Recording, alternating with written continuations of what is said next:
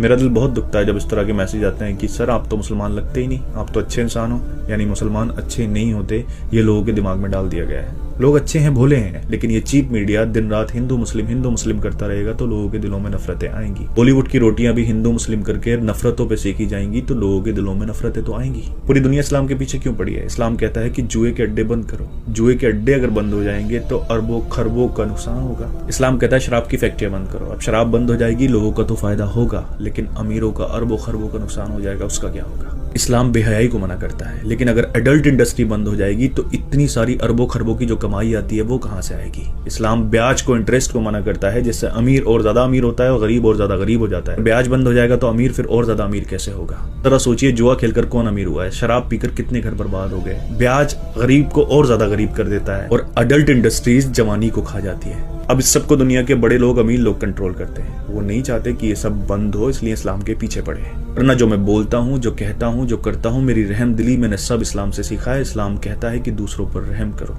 अगर तुम्हारा पड़ोसी तुमसे नाराज है तो तुम्हारा रब तुमसे नाराज है।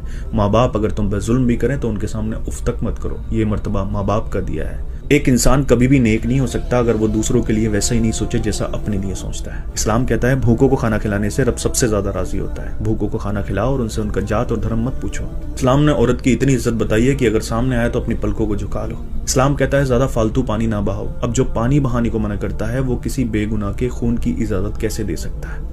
लोगों के दिमागों में कुरान के गलत मतलब डाल दिए गए कि काफिर जहां मिले मार दो। कुरान इंडिया में तो नहीं आया ना, अरब में आया, हिस्सों में आया। जंगें होती थी, कुरान की आयत आती थी, उनमें बोला जाता था कि इनके साथ ये करो वो करो। उन आयतों का गलत मतलब निकालकर नफरतें बेची जा रही हैं, लोग अपने फायदे के लिए इस्तेमाल कर रहे हैं। मैं हमेशा कहता हूँ कि दिल में नफरत रखकर हम किसी के साथ इंसाफ नहीं कर सकते।